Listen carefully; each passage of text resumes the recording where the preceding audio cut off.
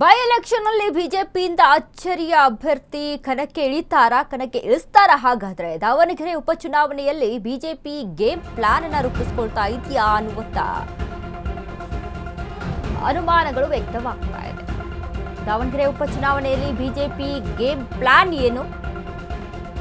ಅಲ್ಪಸಂಖ್ಯಾತರ ಮನ ಗೆಲ್ಲಲು ಅಚ್ಚರಿ ಅಭ್ಯರ್ಥಿಗೆ ಮಣೆ ಹಾಕ್ತಾರಾ? ಬಿಜೆಪಿ ಕೋರ್ ಕಮಿಟಿ ಮೀಟಿಂಗ್ ನಲ್ಲಿ ಮಹತ್ವದ ನಿರ್ಧಾರವನ್ನ ತೆಗೆದುಕೊಳ್ಳಲಾಗಿದೆಯಾ? ಯಾವ ಬಣಕ್ಕೆ ಸೇರದ ಹೊಸಬರಿಗೆ ಟಿಕೆಟ್ ಫಿಕ್ಸ್ ಇಲ್ಲಿ. ಎಂಪಿ ರೇಣುಕಾಚಾರ್ಯ ಟೀಮ್ಗೂ ಟಿಕೆಟ್ ಇಲ್ಲ.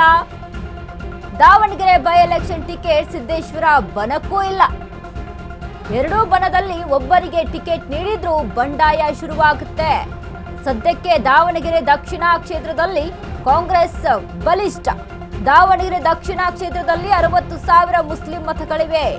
ಹೀಗಾಗಿ ಫೈಟ್ ಕೊಡಬೇಕಾದ್ರೆ ಎರಡೂ ಬಣದವರಿಗೆ ಟಿಕೆಟ್ ಬೇಡ. ಜಿಬಿ ವಿನಯ್ ಕುಮಾರ್ಗೆ ಟಿಕೆಟ್ ನೀಡಲು ಬಿಜೆಪಿ ಒಲವನ್ನ ಇಲ್ಲಿ ತೋರ್ತಾ ಇದೆ ಅನ್ನುವಂತ ಇನ್ಫಾರ್ಮೇಶನ್. ಕಳೆದ ಬಾರಿಯ ಲೋಕಸಭಾ ಚುನಾವಣೆಯಲ್ಲಿ ಸ್ಪರ್ಧಿಸಿದ್ರು. ಸ್ವತಂತ್ರವಾಗಿ ಸ್ಪರ್ಧೆ ಮಾಡಿದ್ದ ಜಿಬಿ ವಿನಯ್ ಕುಮಾರ್ ಕುರುಬ ಸಮುದಾಯಕ್ಕೆ ಸೇರಿದವರು. ಒಬಿಸಿ ಲೆಕ್ಕಾಚಾರದಲ್ಲಿ ಚುನಾವಣೆ ಗೆಲ್ಲಲು ಬಿಜೆಪಿ ಪ್ಲಾನ್ ಅನ್ನ ರೂಪಿಸಿಕೊಳ್ತಾ ಇದೆ. ನೋಡಿ, ಇದರಲ್ಲಿ ಈಗಾಗಲೇ ರೇಣುಕಾಚಾರ್ಯಗೆ ಟಿಕೆಟ್ ಅನ್ನುವಂತ ಇನ್ಫಾರ್ಮೇಶನ್ ಅನ್ನ BS ಯಡಿಯೂರಪ್ಪ ಅವರು ಕೊಟ್ಟು ಇದರಿಂದ ಸಾಕಷ್ಟು ಮುಖಭಂಗವಾಗಿ ಇದರಿಂದ ಸಾಕಷ್ಟು ಸಮಸ್ಯೆಗಳನ್ನ ಎದುರಿಸಿಕೊಂಡು ಯಡಿಯೂರಪ್ಪ ಅವರು ಅಂದ್ರೆ ಹೈಕಮಾಂಡ್ ಸಹಿತ ಈ ವಿಚಾರದಲ್ಲಿ ಅಸಮಾಧಾನ ವ್ಯಕ್ತವಾಗುತ್ತೆ.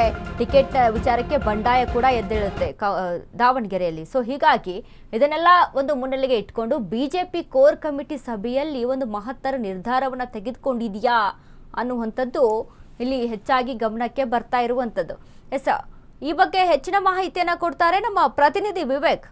ವಿವೇಕ್, ಈಗ ಸಾಕಷ್ಟು ರೀತಿಯಾದಂಥ ಒಂದಿಷ್ಟು ಗೊಂದಲಗಳಿತ್ತು. ರೇಣುಕಾಚಾರ್ಯ ಟೀಮ್ಗೆ ಅಲ್ಲಿ ಸಿಗಬೇಕಾ ಟಿಕೆಟ್, ಅಥವಾ ಸಿದ್ದೇಶ್ವರ ಟೀಮಲ್ಲಿ ಬಣದಲ್ಲಿ ಸಿಗಬೇಕಾ ಟಿಕೆಟ್ ಅನ್ನುವಂಥ ವಿಚಾರದಲ್ಲಿ ಇದೀಗ ಬಿಜೆಪಿಯ ಈ ಒಂದು ನಡೆ ಏನಿದೆ ಅಂದ್ರೆ ಎರಡೂ ಬಣದಿಂದ ಬೇಡ, ಇವುಗಳನ್ನ ಹೊರತುಪಡಿಸಿ ಹೊಸಬರಿಗೆ ಮಣೆ ಹಾಕೋಣ ಅನ್ನುವಂಥ ನಿರ್ಧಾರದಲ್ಲಿ ಇದೆಯಾ, ಹೇಗೆ ಅಂತ?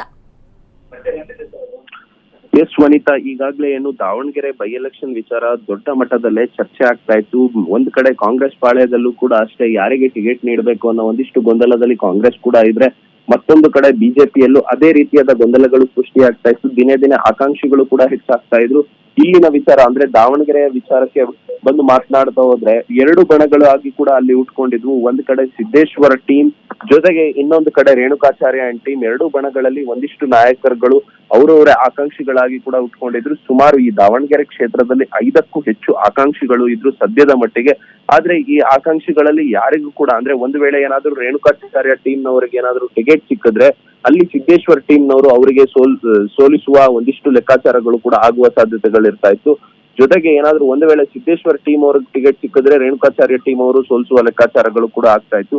ಆ ನಿಟ್ಟಿನಲ್ಲಿ ನಿನ್ನೆ ನಡೆದ ಹೈ ವೋಲ್ಟೇಜ್ ಕೋರ್ ಕಮಿಟಿ ಸಭೆಯಲ್ಲಿ ಒಂದಿಷ್ಟು ತೀರ್ಮಾನಗಳನ್ನು ಕೂಡ ಬಿಜೆಪಿ ನಾಯಕರು ತೆಗೆದುಕೊಂಡಂತೆ ಕೂಡ ಕಂಡು ಬರ್ತಾ ಇದೆ. ಯಾಕಂದ್ರೆ ಈಗ ಯಾವುದೇ ಒಂದು ಬಣಕ್ಕೆ ನೀಡಿದರೆ ಮತ್ತೊಂದು ಬಣದವರು ಫೈಟ್ ಮಾಡುವ ಸಾಧ್ಯತೆಗಳಿದೆ. ಆ ನಿಟ್ಟಿನಲ್ಲಿ ನಾವು ಹೊಸ ಅಭ್ಯರ್ಥಿಗೆ ಮಣೆ ಹಾಕ್ಬೇಕು, ಯಾರಿಗಾದ್ರೂ ಬೇರೆಯವರಿಗೆ ಟಿಕೆಟ್ ನೀಡಬೇಕು ಅನ್ನೋ ಒಂದಿಷ್ಟು ಲೆಕ್ಕಾಚಾರಗಳು ಕೂಡ ಬಿಜೆಪಿ ನಡೆಸಿತ್ತು. ಜೊತೆಗೆ ಇದರಲ್ಲಿ ಈಗ ಪ್ರಮುಖವಾಗಿ ಕೇಳಿ ಬರ್ತಿರುವಂತ ಹೆಸರೇನಂದ್ರೆ ವಿನಯ್ ಕುಮಾರ್ ಅವರಿಗೆ ಟಿಕೆಟ್ ನೀಡಬೇಕು. ಯಾಕಂದ್ರೆ ಅವರು ಒಬಿಸಿ ಸಮುದಾಯದವರು.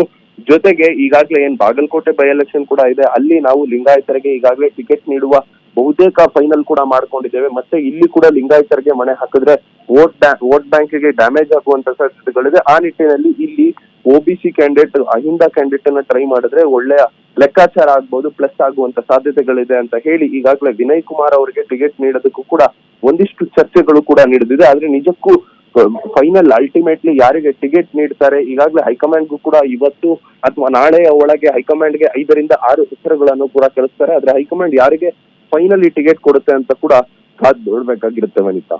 ಥ್ಯಾಂಕ್ ಯು ವಿವೇಕ್, ನಿಮ್ಮೆಲ್ಲ ಮಾಹಿತಿಗೆ.